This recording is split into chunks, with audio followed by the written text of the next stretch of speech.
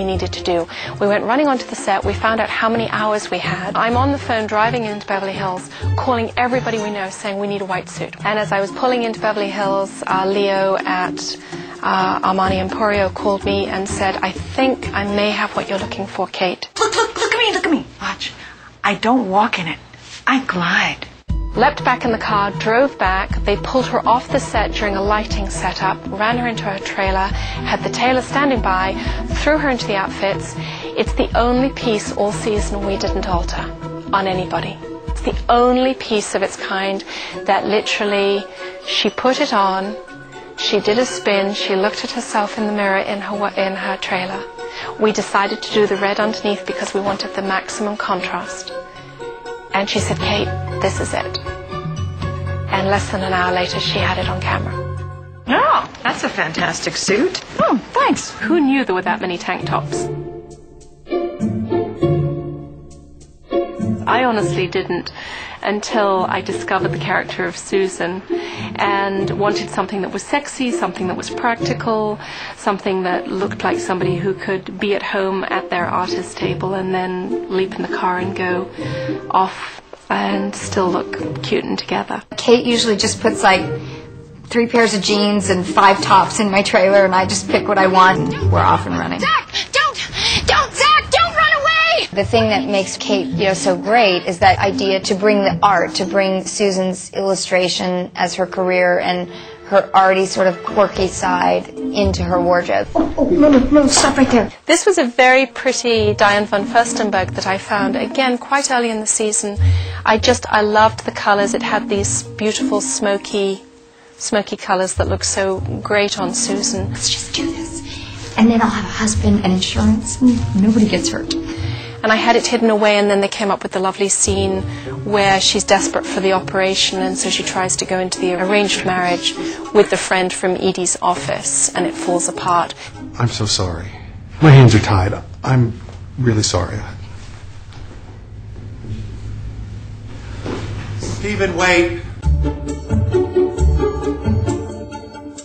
When I first started working with Bree, a lot of Bree's look came out of the character's need to try and do it right. If I put on the tidy shirt and the nice v-neck sweater and the sensible skirt or the sensible pair of slacks and the beautiful shoe and the nice purse, all will be well with the world. My world won't fall apart. I think we worked hard, especially in the beginning, to make sure it wasn't just sweater sets. I'd say it's a collaboration, with Kate having the talent and me having I needed to feel like that, I'm sort of the vague, and then she sort of solidifies it into, reality. I bet the guys go crazy with your whole classy, repressed thing you got going on, huh?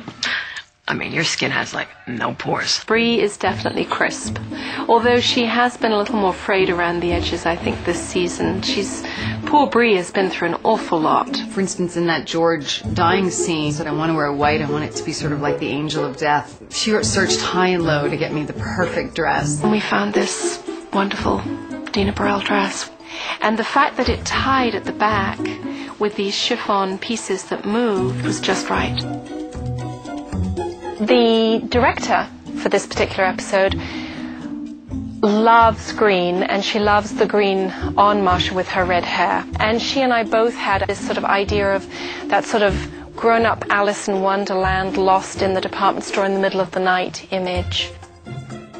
And then when it was very close to being finished, I realized I wanted it to twinkle. So we called Swarovski Crystal, and they FedExed to me a whole battery of crystals in different sizes, and then we hand glued all these little Swarovski crystals into the skirt. And this is just see-through enough that when it's lit right, you can see them twinkling underneath. That's just one of a gajillion, examples of how she will, go to any length to find, the right thing to wear.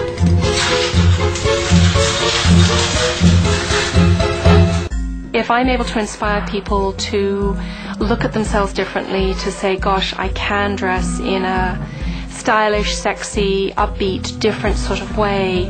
I don't have to sort of look at a line on the wall and say, gosh, I've stepped over the boundaries of being 30 or 40. And know that it isn't just on Rodeo. I go to Kmart and I go to Target, and I love secondhand stores, and we do hit the swap meets. And we do hit the sale rack. I hope in that regard we've inspired people to say, go out and have fun with how you dress. Oh my God. Okay, don't be distracted by that. Look at me. Here I am, making my presentation. You see? Mark's created an amazing world in Wisteria Lane, and staying true to that and still keeping it fresh, but keeping it within that world is the most interesting challenge, I think.